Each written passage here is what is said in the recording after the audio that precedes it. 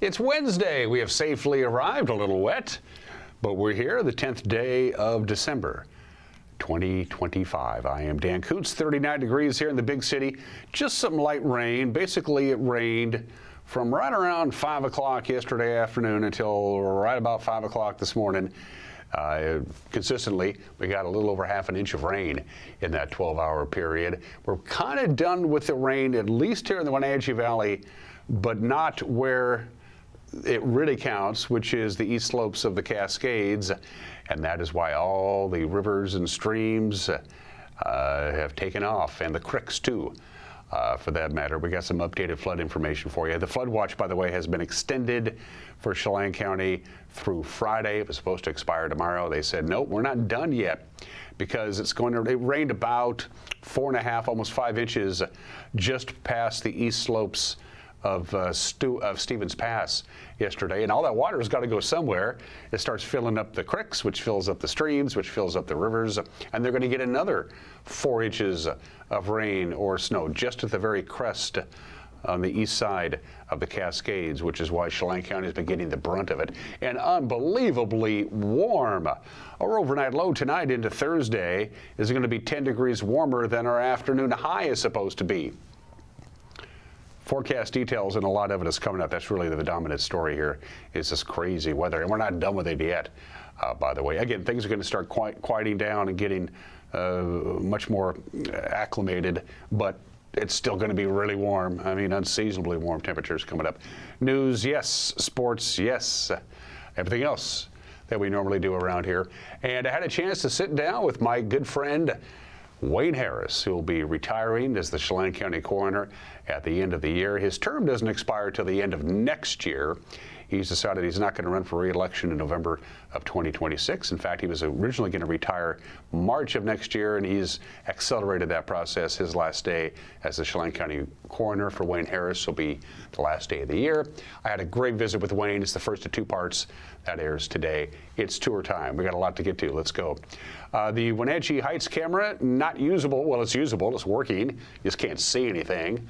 So what's the point? So we're going to go ahead and head to the Cascadian in downtown Wenatchee. Yeah, a little over a half an inch of rain is what we got between 5 o'clock last night to 5 o'clock this morning. It's still drizzling a little bit. And we had another one of those weather anomalies as you look at the Arundel Rock camera.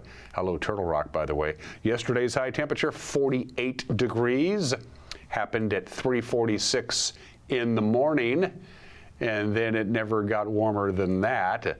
We don't see that very often. By the way, today, tomorrow, and Friday, we're going to set record high temperatures. That's the monitor camera. Again, with the later sunrises until about almost 7:40 this morning. This is we shoot what we can. That's the monitor camera, although you can't really see anything. But Billy Goat's giving us a pretty good look. By the way, OMAC, you set a record high temperature yesterday. So did Ephrata. They set record high temperatures, but they didn't get nearly the rain that we did. Most of the atmospheric river was centered basically right over north central Washington. So we acted kind of as a rain shadow for our friends out in the Columbia Basin and to the north of us.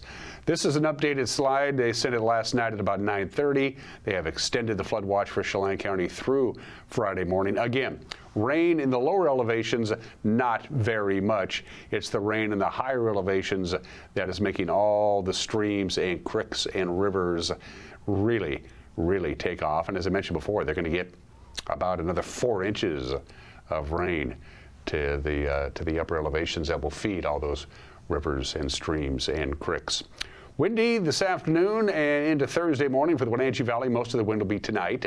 It's going to be breezy. They've been dealing with a lot of wind out of the Columbia Basin south of I-90 and the Spokane area as well. Not a lot of wind here, but if you're heading out into the Columbia Basin, you're going to have to deal with that. All right, let's give you some updates on the flows. I took this about an hour and a half ago. That's the blue line. And look at the Wenatchee River at Peshastin, how quickly it rose. It was only about 2 feet That was about it for the longest period of time, and in a very short period of time, in about a 36-hour period, it just took off, and it is expected to peak at about noon tomorrow at 15.5 feet. Again, this is the Wenatchee River, and they're monitoring stations where the Wenatchee River flows by near Peshastin, so there's a lot of creeks and streams that feed into the Wenatchee River. That is why it is going to really take off in the next 12 hours or so. And again, it's expected to peak at about noon tomorrow. The Aniak River near Ardenvor, same deal. It kind of got up and then it kind of calmed down a little bit. And now with all of that rain in the upper elevations, look at that. The Aniak River near Ardenvor is expected to peak at 8 1/3 feet at about 1 o'clock or 2 o'clock tomorrow morning in the wee small hours, and then it's slowly going to gradual down. As I mentioned before, it's still going to rain cats and dogs in the upper elevations. And check this out. Lake Chelan, this is the lake level. That's where it always is this time of the year, at the left-hand side of your screen. And they are expecting Lake Chelan to rise about 4 feet in the next week. Now, I can't remember a time at all. Once they do the drawdown, it stays about, a couple, maybe a 6-inch variation, and that's about it. They're expecting Lake Chelan to go 4 feet higher than normal by next week at this time. And again, Stehekin, 25 Mile Creek, all of those creeks and streams that feed into Lake Chelan, the water's got to go somewhere. I can't remember ever seeing that before. Lake Chelan going up 4 feet in the middle of December. Yeah, I kid you not. Yeah, things are still active. All right, from our friends at Colonial Vista Senior Living in Wenatchee, it's where comfort, care, and community come together. You ready for a record high temperature? Going to blast right by it. A record high on this date, 51 degrees, set back in 1967. We're going to beat it by a bunch. 58 for our high today. We're pretty much done with the rain. We are going to see some clouds and some very warm and moist air coming in, but as far as rain is concerned, just some light drizzle, except, of course, as I already mentioned, the east slopes of the Cascades, the very western edge of Chelan County is still going to get pounded with rain. 45 for the overnight low. Our normal high temperature is 35. This is a Pineapple Express to beat them all. Tomorrow's high will be a record breaker. The record for Thursday, 51 degrees. Set back in 2021, we're going to get to 54 on Thursday. By the way, some sun breaks tomorrow. That'll be nice. Haven't seen that for a while. Friday, partly sunny, high of 56. That's going to crush the old record of 51. That was set back in 1995. Still well above normal. Not quite record-breaking, but close to it. Saturday, Sunday, Monday, and Tuesday, sunshine's finally going to get the upper hand. It's going to feel more like early spring than winter. Yikes. I've lived here a long time. This is one strange December, I'll tell you. We're going to take a break and come back with what's making news on this Wednesday. You're watching Wake Up Wenatchee Valley on the NCB Life channel.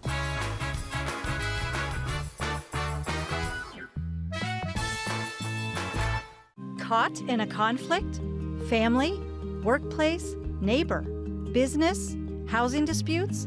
Wenatchee Valley Dispute Resolution Center provides mediation services, a cost-effective and efficient way to provide a written resolution to disputes and issues. Plus, we offer mediation training and community education on conflict resolution and communication skills. Contact us to learn more. Hi, I'm Amanda Walden with A. Walden Insurance Group. Medicare can be overwhelming, but you don't have to figure it out alone. I've been helping people understand their Medicare options for over a decade. Medicare isn't a one-size-fits-all. I'll help you understand your coverage options so you can feel confident in your decisions. Let's find the right Medicare plan for you.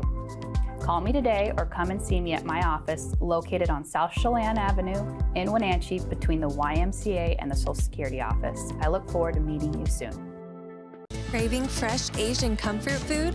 Steam Panda is Wenatchee's popular family-friendly Asian restaurant. They focus on providing guests with delicious, healthy, fresh, and natural dishes for an affordable price. Warm up with one of their many popular house-made soup dumplings, ramen noodles, or pho dishes. And make sure to ask about their lunch and chef specials on sushi rolls. Steam Panda's Hawaiian poke bowl and salads are excellent with your favorite boba tea. Stop by or order online at Steam Panda today.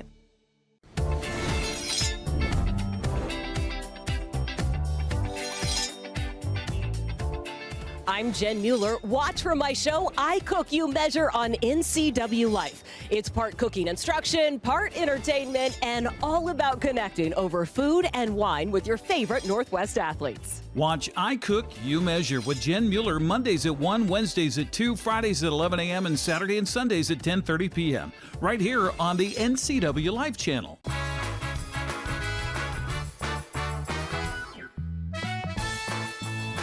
Just some light drizzle at 39 degrees. That's what we're going to get today. Just some light drizzle with heavy rains in far western Chelan County, which is going to feed those streams and those rivers. You saw how high they're going to get and how fast they're going to flow. And we're going to set record high temperatures in a big way. We're going to blow past long-standing records for afternoon highs, both today, tomorrow, and Friday. The Wenatchee School District is preparing to lose more than $2 million in federal funds as it's starting to do its 2026-2027 budget as a response to continuing educational cuts and revisions by the Trump administration. In an email sent to staff district-wide back on December 4th, Superintendent Corey Callahar says his office is drafting a plan to make necessary staff adjustments for the following school year. The district's spokesperson, Diana Haglin, says the potential federal cuts would hit programs that serve some of the district's most vulnerable students. She says the district is bracing for the loss of key migrant, multilingual, and student support services unless the U.S. Department of Education restores that funding. The district hopes for a last-minute reversal like the one that happened earlier this year when federal funds were withheld before they were finally released. Sheriff's deputies are seeking assistance looking into a possible homicide north of Brewster. The body of 71-year-old Moises Moran Perez was found back on November 30th at his home off Highway 97. A witness reported discovering the death at about 7:52 in the evening on November 30th, and when police investigated, they found what appeared to be mortal wounds to Perez's body. Okanagan County Sheriff Paul Boudreau says the public's help is needed to investigate the case. Anybody with information regarding Perez's movements in the days or weeks prior to his death, you're asked to contact the Okanagan County Sheriff's Office. Rivercom has purchased a building in Wenatchee to renovate into a new facility. In 2024, Rivercom, which currently operates out of the top floor of the Wenatchee Police Department, purchased a property at the corner of Northeast 5th Street and Lyle Avenue in East Wenatchee. The idea is that they were going to build a brand new Rivercom headquarters to completely build a new facility. They estimated it would cost about $24 million. Well, the new building at 2525 Euclid Way in Old Station is expected to cost approximately $8.5 million. Executive Director Doug Jones said Rivercom is evaluating the sale of all or a portion of the property it bought last year to help offset renovation costs and reduce impacts to the taxpayers. The agency anticipates renovations will be completed in early 2027. We started looking at existing facilities, and this one out on Euclid came up. It's a little bit smaller than we wanted. That's going to be about probably 6,000 square feet smaller than our new facility that we were planning, but certainly for the next 15 to 20 years is one that will work for us. Washington State Patrol is using the DUI arrest of a Kashmir motorist to make a point about driving under the influence. The police agency released the footage that you see here on Monday on its social media channels. This happened back on November 3rd with the arrest of James L. Porter, who, as you can see, was driving erratically and moved in and out of his lane on westbound Highway 2 between Wenatchee and Kashmir. Dash cam footage from the State Patrol shows Porter's vehicle failing to pull over for troopers.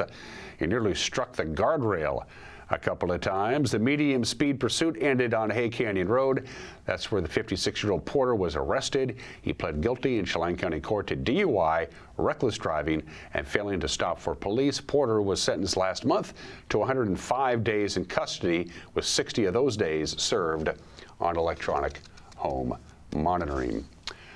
Well, yesterday we introduced you to the 3 members of the Wenatchee Junior City Council. It's a new project headed by actual council members Charlie Atkinson and Elmira Navarra Gomez. It was adopted into the city code over the summertime. The Junior City Council consists of 7 high school students and 2 alternates. They began meeting in October, and after their latest meeting, we and our sister publication, Wenatchee World, spoke with the city council members to learn about why they wanted to begin the program and their goals for the Junior Council.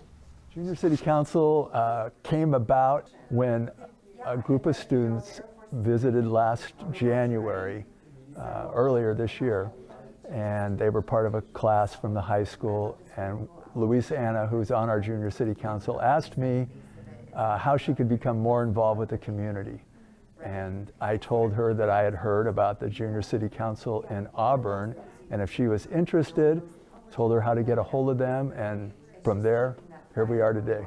The Junior City Council is helping the City Council with a youth perspective on a range of issues that impact the city. So it gives us an entryway to gain their perspective on things. Our goal is to really engage them in learning more about their city, giving them opportunities. They'll have field experiences to visit different departments, whether the police department or the homeless task force, and really giving them just a clearer picture of what is actually occurring in our city now. So not only that youth voice, but also that youth information and knowledge. So we've been training, trying to give them some exposure to different city departments, talking about what initiatives they might get involved with. Tonight we focused on that whole traffic safety component, and trying to get them also to help develop their own rules of procedure. I think the primary goal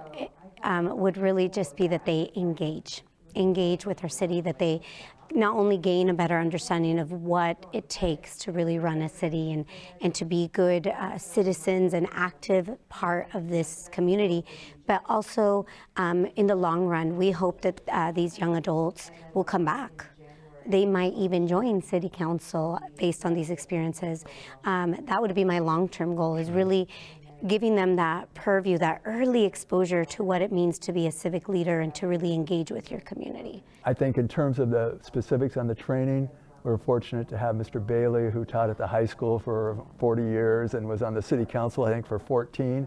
And so he's been coming to each of our meetings and trying to give them some chunks of, you know, starting with a big view picture of government and then closing in on what it means, you know, to for what local government can and do and that type of thing. I think as we look into the future, a lot of these students will reapply because they have either a 1 year or two-year term, and the goal is that they will continue to engage other youth to become the voice in our city. And we know that through the state of Washington and the AWC trainings, a lot of them can actually get scholarships that will help empower them as they move on to college. Certainly, they, as part of the city code that set up the Junior City Council, they are to report annually to the City Council. We'll see as far as a joint meeting or that type of thing. I know we have had tremendous support from the council, from the mayor, and they're all very excited about what this can be, and I think we'll see it grow in terms of its impact to the city. They had a lot of runners on Thanksgiving morning, many of them, well, dressed up like, it looks like a bad episode of Let's Make a Deal. Anyway, they had 1,500 runners from the Community Foundation's annual Turkey Trot on Thanksgiving morning in the rain. There was a 5K and a 10K, and it kicked off the Foundation's 10th year of Give NCW. That's the campaign that raises funds for about 100 local nonprofits in our area. On Thanksgiving Day proper, participants raised over $37,000. It's going to be split equally among all the participating nonprofits. Last year, Give NCW brought in $300,000 for local causes. By the way, the campaign runs until December 31st. Go to their website. You can donate the Give to All, or you can cherry pick specific nonprofits for your dough. That's the news. 19 minutes after the hour, we believe, well, actually, we don't believe, we have discovered that the folks around here like to know what's happening. That's why we do the news at 5 o'clock, 6 o'clock, and 10 o'clock. 5 o'clock, 6 o'clock, and 10 o'clock, traditionally on television. If you don't consume television the traditional way, we get it. Hey, we're online, we're on the web, we're on YouTube. Our news will be there about 5 o'clock. We'll put a link to it on our Facebook page. If you have Roku, we're on that. If you have Amazon Fire, we're on that. If you have Apple TV, we're on that. If you have Hulu, we're not on that. Costs some money. News, by the way, at ncwlife.com is our email address. Going to take a break and come back with some sports. You're watching a Wednesday edition of Wake Up in Wenatchee Valley on the NCW Life channel.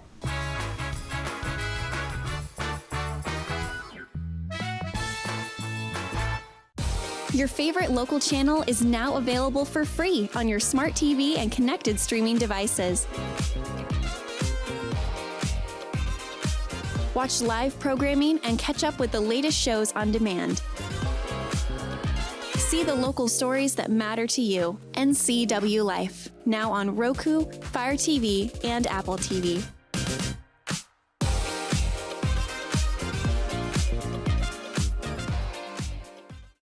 Welcome to Bliss. Population U. This is the you that appreciates the warmth of a good coat and the fit of a purposeful boot.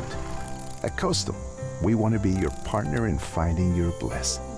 We are hopeful and helpful because we're about this community. So when you're looking for a place called Bliss, trust Coastal, your country lifestyle superstore. Coastal, we're just what the country needs. Highlander Golf Course and Grill, your place for fun, food, and friends. Happy hour every day, 2 to 7.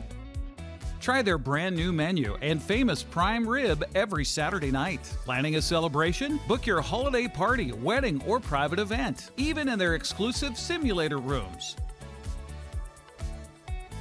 Highlander Golf Course and Grill, where every day is a celebration.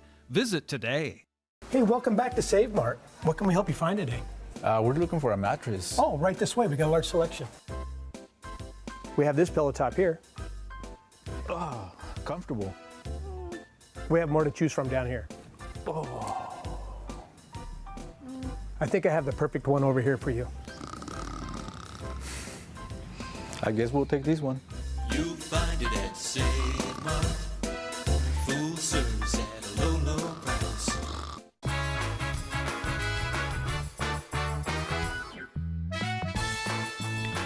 22 minutes after the hour, Seattle Kraken have a 6-game losing streak. They'd like that to come to an end tonight. The LA Kings at Climate Pledge Arena for a 7 o'clock start. Seattle is 11-10-6 overall. They've been slumping, but they are 4-3 in Pacific Division play. The Kraken are 10-2-3, by the way, when they score 3 or more goals. For the Kings, they are 3-0-2 against the division, 14-8-7 overall. The Kings have a 10-0-6 record when they score at least 3 goals. Nationally televised, by the way. The puck will drop at 7 o'clock on TNT, and then they'll take on Utah over the weekend. Seahawks, of course, playing pretty good. They've won 3 in a row, 8 of their last 9. Sunday, no exception. Big victory over the Atlanta Falcons, and one of the big contributors was rookie Nick Amamawari. He had his best game so far. He blocked a kick, he had an interception, he had a sack, and according to Coach Mike McDonald, the success for Nick is a reflection of 2 things I don't have: hard work and dedication. Wow, yeah, I think you come out of that game, I think that's kind of the lasting image that's in my mind, is the guys celebrating with each other, you know, and just the joy they have when their teammates have success, and you know, just kind of, you know, talk about 12 as one. That's it right there, just in a nutshell. And happy for Nick, all the work he's put in. He had a tremendous game. Guys were excited for him, so that was really cool. Devon Witherspoon, he also had a great game. He had an interception, defended a couple of passes. He recovered a fumble in the 4th quarter. That helped seal the victory. And according to Coach McDonald, it was something that I also don't have: hustle. Yeah, without getting into all the strategy involved, but I'll tell you this: it's a player that's and a guy that's really dedicated to his craft, and it means a lot to him about how the defense plays together, about how it all works together, and what we're trying to achieve on like a call-to-call basis, and like where you align and what you look like, and how you time things up. All that's going on a play-to-play basis, and you got to be dialed into the game plan and understand how the offense operates from week to week, because everybody operates differently.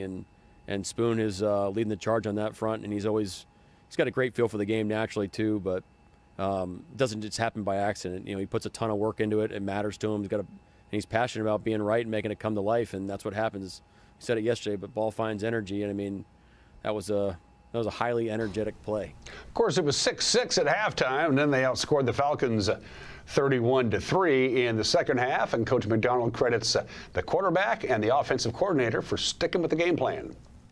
Well, I just thought we got a little bit more in rhythm on offense and was more successful on first down. Had a couple actually get back on track, good plays, explosives. I think it's really that simple, you know. And it's credit to Sam and our coaches of just, hey, sticking to it. You know, like we're gonna work through our game plan and make some adjustments and not get frazzled or discouraged or frustrated and just keep hammering away. You know, and then eventually we'll find some things that start to click. And like I said, I thought Clint called a great game in the second half and really set up some great plays. And I thought Sam played really well, especially late in the down. You know, he's really accurate, but really made some plays there when initially nothing was there, especially on that. His last touchdown pass was a phenomenal play. Hawks take on the Colts Sunday at 1:25 at Lumen Field. Just one women's college basketball game to be played tonight. Eastern Washington will be in Pullman to take on Washington State. The Cougars have yet to win a home game. In fact, they're 1-8 on the air. That's a 6 o'clock tip-off tonight on ESPN+. Wenatchee Wild are back home after a 1-2 trip to Alberta over the weekend. They lost to Lethbridge, of course, 2-1 on Friday. They lost to Medicine Hat on Saturday. Wenatchee looking for a win at Calgary on Sunday. It was Teddy Bear toss. Austin Andrade did this show yesterday. Well, it starts out with a drive down the ice, and Hayden Scholar hooked as he gets to the net. Josh Fluker trying to tie him up, trying to get ahead of him. Would have gladly taken 2 minutes in the box, but that brings up a penalty shot for Hayden Scholar, and Tobias Tversnick with one of his trademark saves over to his right.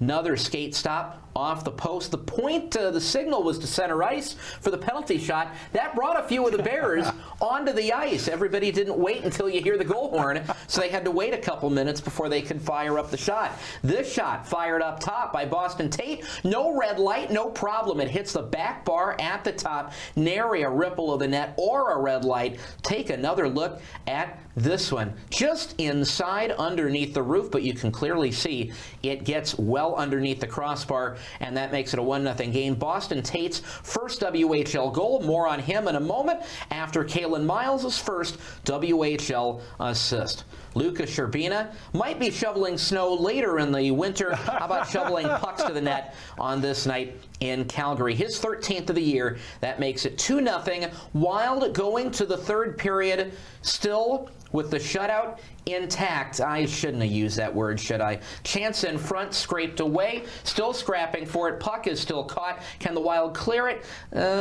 Not quite. This one goes down the wall, and a pass right to the front of the net. Ethan Miles, miles of smiles all across Scotiabank Saddledome. He sends that one to the top of the net, and for the latest, actually put that one in the bottom of the net, latest chance ever for the Calgary Hitmen fans to throw their Bears onto the ice. All 26,000 of them. It's snowing in Calgary. Look at those giant flake. No, those are teddy bears. How long was the delay, by the way? A half-hour delay to clean up the teddy bears. All it did was give the Wild a breather. Long toss, Zane Torrey up top, my man. 3-1. Wenatchee in the lead. Off an outlet pass from who else? Boston Tate. And the Wild up by a couple once more. And that now one just things get a little nerve-wracking. That one just a minute and 20 seconds after the delay. And this one cleared down ice off a long carom. And Calgary going to give it their best shot. They know they're running out of time. They know they need a quick goal. And Andrei Molgachev, I want it. I got it. 22.1 to go in the third period. They would reset a little bit of time onto the clock to put it at 23.3 seconds remaining. Maybe not needed that extra poke after all. But time running out.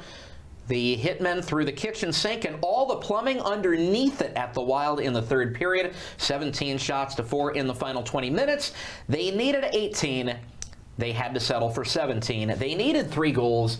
They had to settle for 2, and the Wild win at 3-2, grab their second win on the road this season, and they do it against a really good Calgary team in front of an NHL-sized crowd. 16,538 yesterday. A quarter of the NHL teams don't draw that on average, and obviously the average is a little bit higher for Calgary. That means several games this year have been lower than that.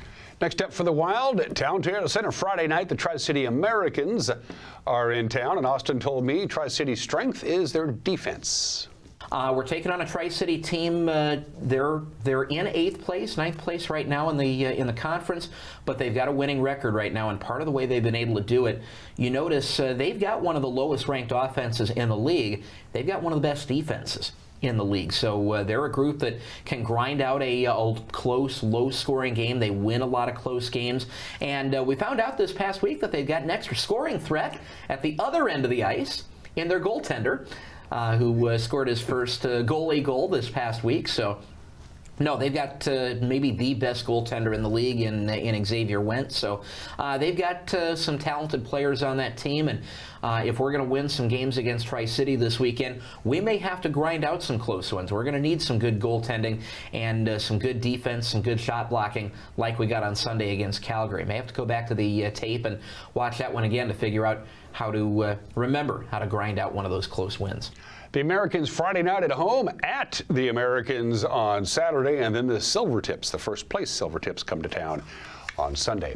Prep girls basketball results from last night. A friendly reminder that the Ellensburg girls basketball program is really good, like their girls volleyball program. A lot of them play both sports, and they rolled over Eastmont last night, 62-19 in East Wenatchee. There are the rest of your scores. The winners: Moses Lake and a non-leaguer, Manson, Okanagan, Aniat, Pateris, Reardon over Brewster in girls basketball, and Tonasket knocked off Kettle Falls.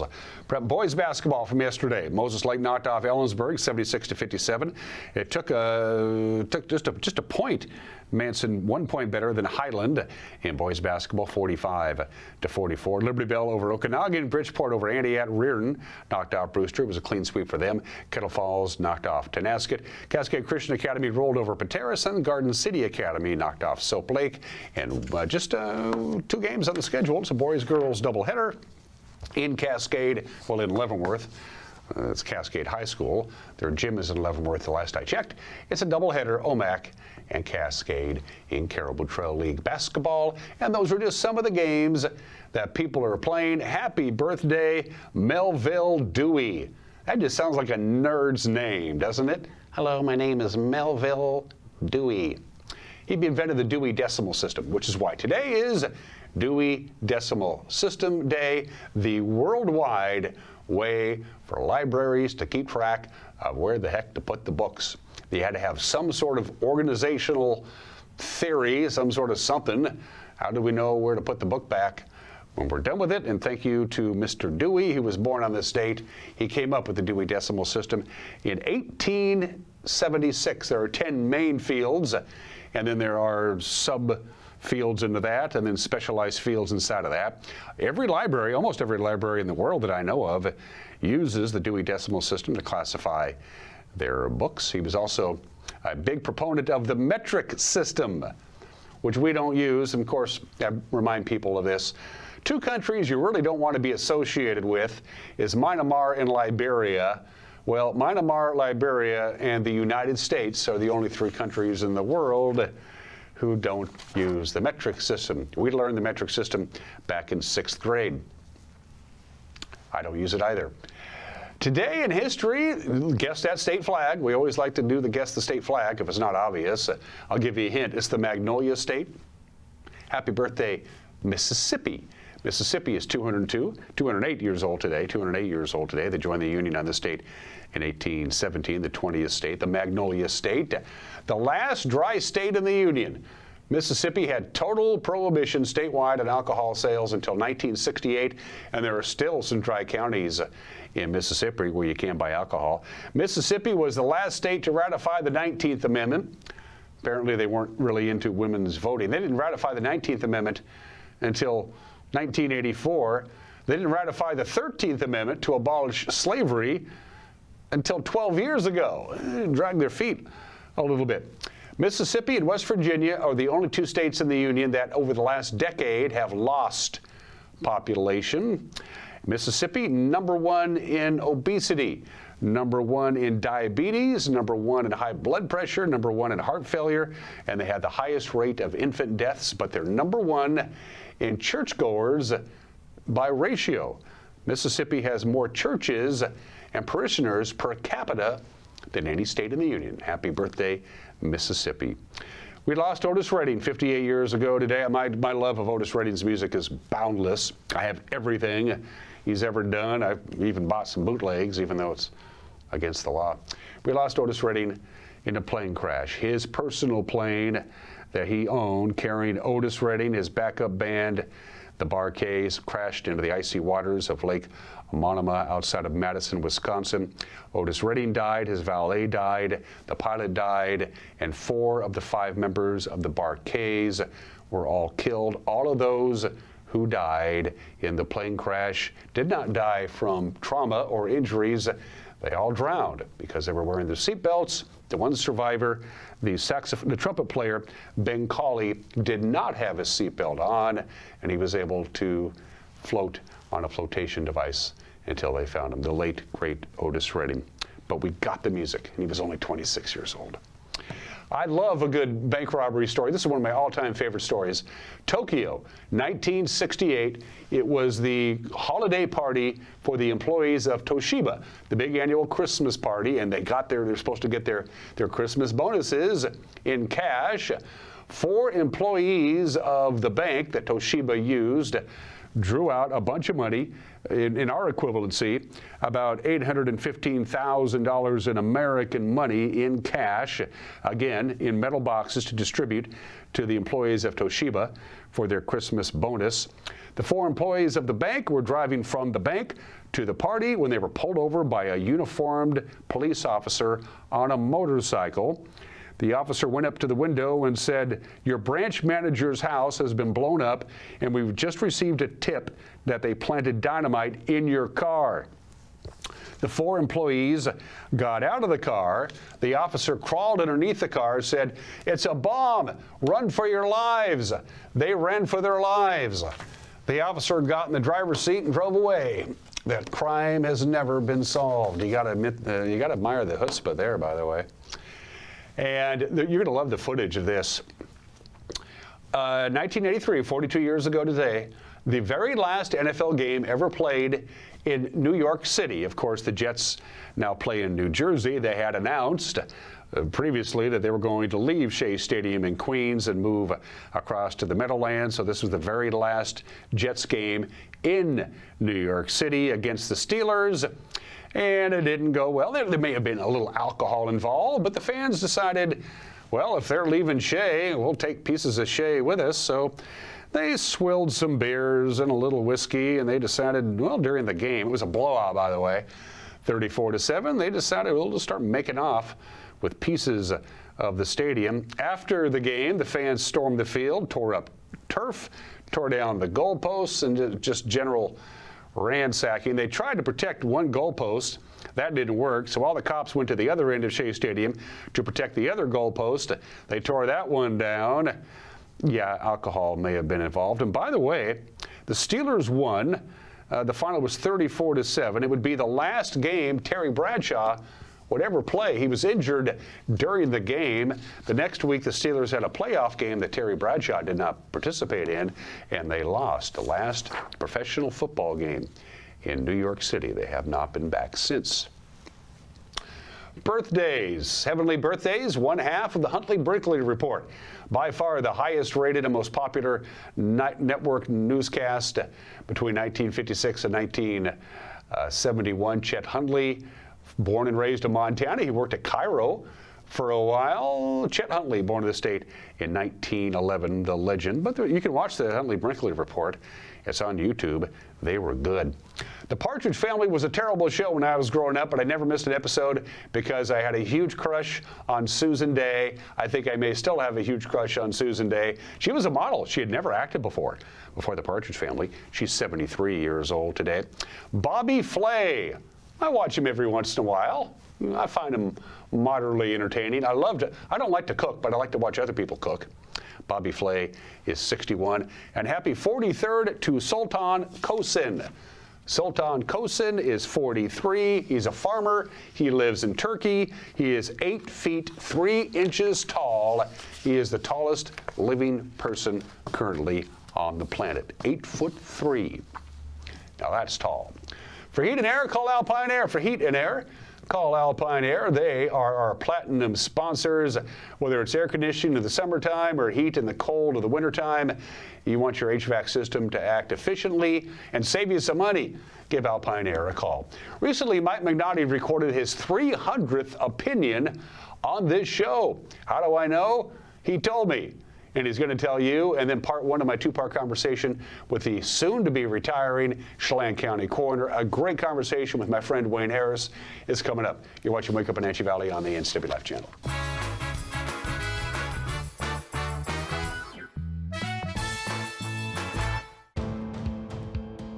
NCW Life Channel is your local TV station. We believe in being the spotlight and mirror to the communities we serve in North Central Washington.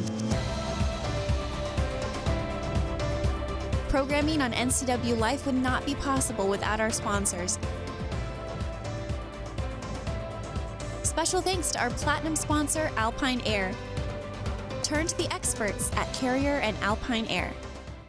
Central Washington Water understands the power of healing waters. If part of your wellness routine includes hot heat from a sauna, Central Washington Water now carries indoor and outdoor infrared and hot rock saunas by Tilo. Research shows there are many health benefits to a cold plunge after a good workout or relaxing time in your sauna. Harness the power of water in a hot spring spa, plug-and-play spas, a Tilo sauna, or a cold plunge tub. Stop by Central Washington Water, your wellness experts.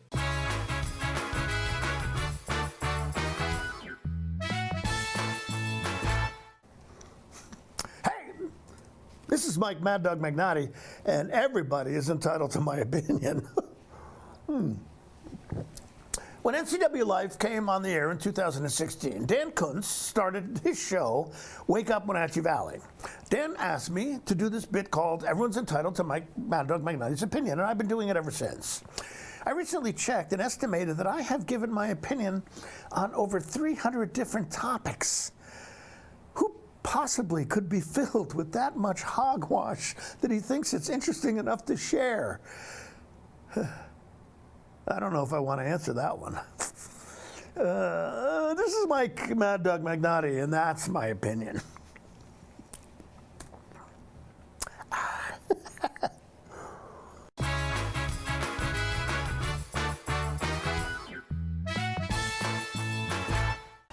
Your favorite local channel is now available for free on your smart TV and connected streaming devices.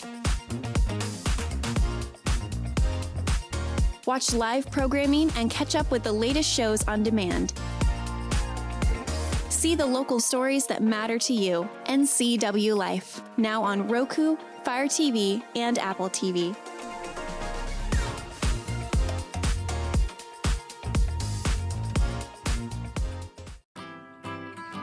We've all dreamt of moving somewhere new. But what are home prices like? How are the schools? What are the state income taxes? And how's the weather? For all your questions, the Coldwell Banker Move Meter has answers. It's the only tool that lets you compare cities by cost and quality of living, so you can get a better idea of what your dream looks like and start making it come true. The Move Meter, only from Coldwell Banker. Live well with Coldwell.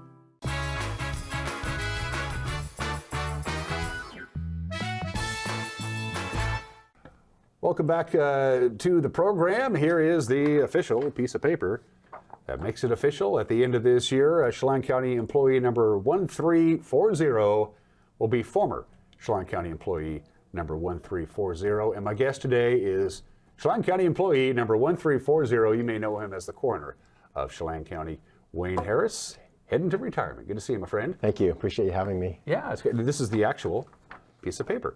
19 years on the job. I'm going to start out with this little story. I bumped into Wayne at the Apple Sox game during the Apple Sox season, and you said, Dan, I've decided I'm going to retire at the end of the year. Your term doesn't expire until the end of next year. Correct. You would have been up for election in November of 2026.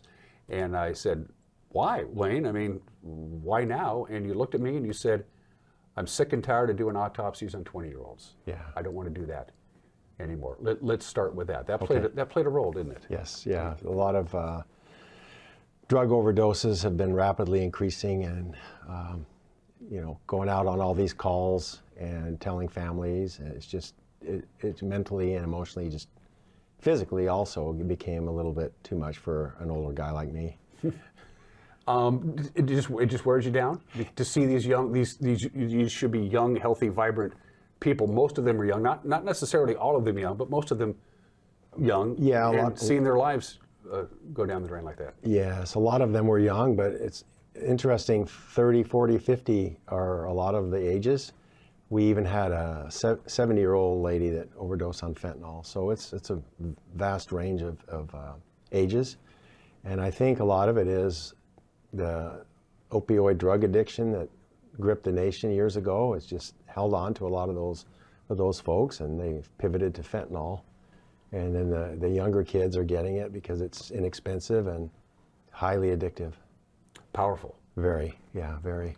Last year, the last numbers we have that you gave to us, 37 fatal overdoses last year. That's correct. 2024. How can you differentiate in your job whether it was an accidental, I did too much and I'm gone, as opposed to I don't want to live anymore and I'm doing this? Can you in fact do that? That's really difficult. The only way is if an individual had prior suicide attempts or left a note or texted family or friends and said, I can't live anymore, I'm not going to do it. So we always generally rule it an accidental death, because when they were taking the drug, did they actually intend to die? And the answer is most likely no. Does it fall on you for the most part to notify next of kin on these things? Yes, I took that role because of my time in the funeral business, the 20 years in the funeral business, working with grieving families. Generally, law enforcement might go do it, but I felt like it was something appropriate for me to do because I could understand their grieving process and help them through it. And also, I can explain to them what the next steps are, where the body has been taken, and will there be an autopsy, won't there be an autopsy, and explain that to them. And it kind of makes it a little easier on them and me. And also, I never leave the scene, or I never leave their home until they have somebody there to help assist them, whether it's family or pastor or friends or neighbors. When it comes to the autopsy of a drug overdose victim, can the family request one? Whether you say they died of a drug overdose. I don't really need to do an autopsy, but are you legally required to do those under those circumstances? No, we're really legally required to do them. All homicides, children under 3 years old are the only two real requirements. The obvious is if somebody's fairly young or middle-aged that has no medical history, we would do one. But because it's county funds, we don't just do them at the family's request, especially if we have medical records or some type of health history that the individual has. And the law enforcement investigates the scene, and we investigate the body, and we can get a pretty good idea of why they died, if it's a sudden natural death as opposed to like a homicide or suicide or falling off a ladder and hitting their head or something like that. 19 years as the coroner, 19 years and 1 month, actually. 19 years and 10 months. 10 months, Yeah. actually. So almost 20 years on the job. Any other trends in your line of work outside of drug overdoses that you've noticed over the last 2 decades? Yes, suicides can kind of ebb and flow. This year, I think we're at 19.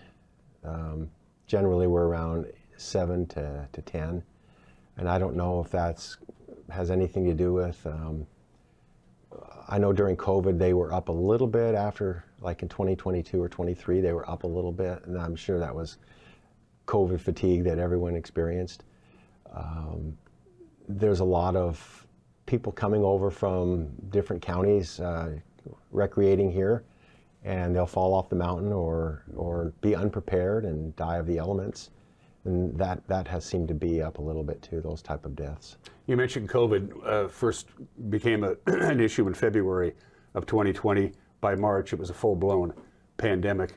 Did you get some guidelines, some things as a coroner say, now this is how you're going to be able to determine that this person died of COVID as opposed to pneumonia or something like that? How did that learning process work for you? Well, when it first started, every time there was a COVID death in the hospital, we were getting called to report the death to us, and we had to explain to them that COVID is a natural death. You don't need to call us. You need to report that death to the health department. They were tracking statistics. And so after about a month, they all understood that and stopped calling us. But we really struggled with, a lot of times what we would do was take a nose swab, and we would take the swab to the hospital and they would test it for us. And so we were able to determine individuals died of COVID. A lot of people had the flu symptoms, they felt sick, they wouldn't go get tested. They were young and they passed away, and that was our first suspicion. And so having that test to confirm that it was COVID was a very valuable tool. Take me back 20 years. You were in the funeral business. Yes. Before you became a public servant.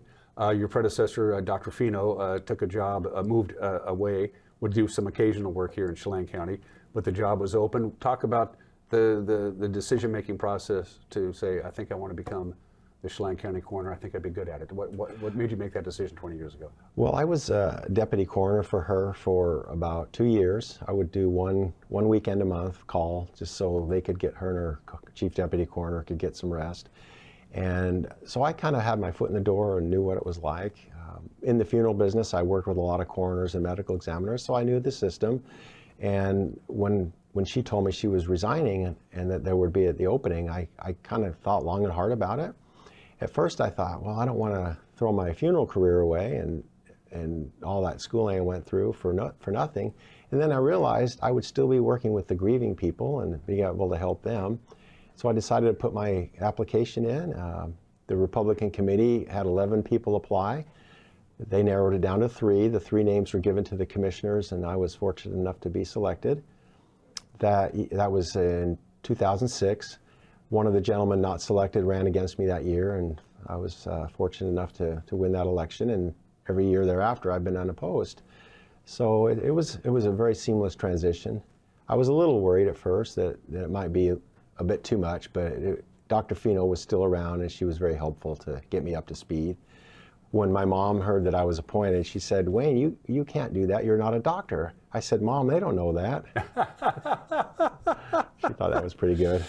The process, you're going to be, your last day is the last day of the year. After that, beginning January 1st, the Chelan County Board of Commissioners have 60 days to appoint your successor. Yes. Are you playing any role in that? Talk about the timeline from December 31st to the early part of next year.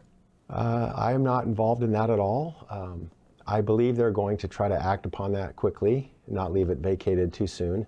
When Dr. Fino left, there was 2 months there before the committee could find somebody. Judge Warren was the coroner, if you remember that. That's right, the late Tom Warren yes. had to fill in. Yes, and so I think the commissioners will act upon it right away. My chief deputy, Earl Crow, has applied. He's the only one that has applied. The Republican committee obviously will forward his name to the commissioners, and I assume that they'll select him. And the county has allowed funding for a new chief deputy coroner that will take Earl's place. That was my next question. How do you budget? You told them quite a while ago that you were going to be, you made it public that you were going to be leaving before you actually filled out the paperwork. Yes. So this is not a surprise to the Chelan County Commissioners. It's not a surprise, and it was kind of my blunder. I put it in my budget in 2024 in October that I was going to retire, and I was asking for a new position, and I was hoping that we could hire somebody right then and train them up. Well, I forgot that the media listens into the budget hearing. So I got back to my office and all these phone calls, hey, I heard you're retiring. And I'm like, oh, shoot, I didn't expect it to get out like that, but which is fine. So everyone's known about it for over a year, and we've been gearing up for it. So everything's falling into place. What's the biggest myth and misconception of what the coroner, the elected partisan job of Chelan County coroner? Do people understand what you do on a daily basis? There's got to be some myths and misconceptions that people just assume that isn't true. Yes, when CSI came out, it seemed very glamorous, and a lot of people were getting into it because of that. It is absolutely not glamorous. It's demanding physically. It's demanding emotionally. You make a lot of night calls. There are a lot of 24-hour nights where you don't go home. you are in some very dangerous situations on the highways or up in the hills. There's some very unpleasant scenes that you go to, dealing with the next of kin, explaining to them that there's been a death. It can be anywhere from them standing there speechless to crying to falling on the ground, screaming, yelling. There's no one death notification that's like the other. And that's very difficult emotionally also. But like I mentioned, I'll be 66 in December, the end of December. If I continued with my term, I would have ended at 67. I just physically, just couldn't do it another year, being on call every other week. And I check Social Security, and there's only a $30 difference a month if I go another year. So why do that?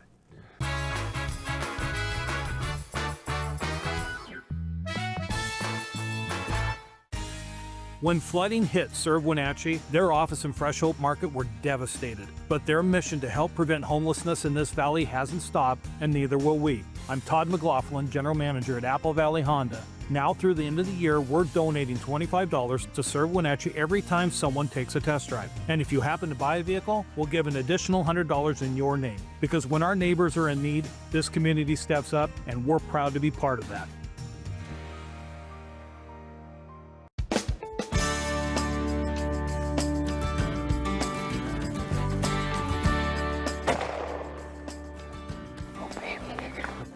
That's amazing.